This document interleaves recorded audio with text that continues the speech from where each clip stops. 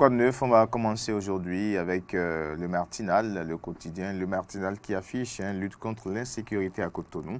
10 braqueurs neutralisés à gain commun, un exploit inédit de la police républicaine.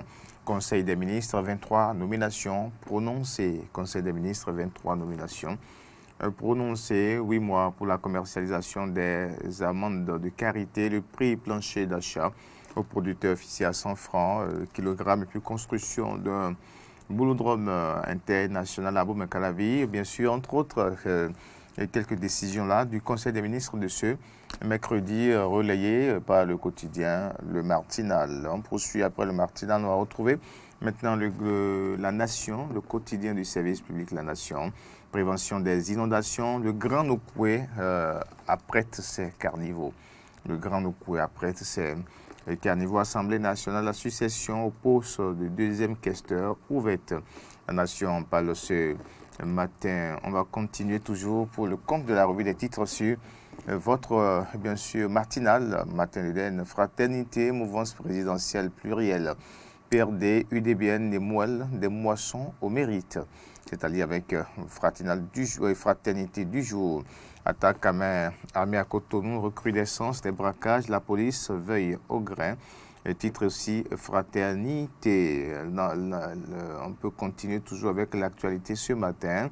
Après Fraternité, c'est la cloche, organisation du championnat mondial de pétanque en 2022 par le Bénin. Le gouvernement hâte la construction d'un boulodrome de 2500 places. La cloche qui apporte plus de précision. Et puis on peut lire aussi avec la cloche du jour, chancellerie, André Okounlola Biaou, ambassadeur du Bénin près la Fédération de Russie, prime à la loyauté ou un lot de consolation. C'est une interrogation avec la cloche de ce matin. D'autres quotidiens aussi ont abordé cette information et également d'autres sujets relayés par les quotidiens ce matin. On poursuit maintenant après la cloche. Nous allons retrouver, après la cloche, nous allons retrouver l'événement précis, lutte contre l'insécurité, 10 malfrats battus par la police à Cotonou.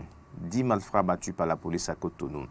Ça, l'événement précis est revenu sur donc l'affrontement entre, bien sûr, les forces de l'ordre et bien entendu ces malfrats qui ont, bien sûr, fait parler d'eux encore hier. On reste avec l'événement précis, numérique, plus de 100 000 casiers judiciaires délivrés en un an.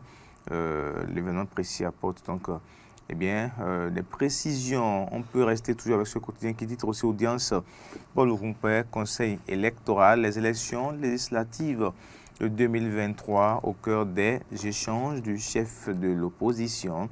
L'événement précis, toujours pour le compte de l'actualité, nous allons retrouver Diapata, le quotidien Diapata, élection inclusive, pacifique, libre et transparente. Paul Rumpé fait prendre des engagements au conseil électoral. Le président Sakalafia est le chef de l'opposition en phase pour préserver la paix au Bénin. Diapata apporte donc plus de précision. Et bien sûr, cette rencontre entre le chef de file de l'opposition et les membres du conseil électoral.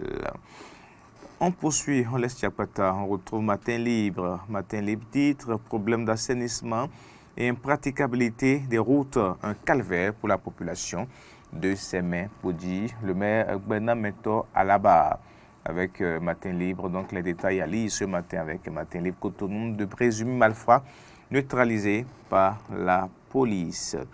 Voilà, Matin Libre. L'actualité, autrement aussi, avec d'autres quotidiens, d'autres sujets, toujours pour le compte de la revue des titres.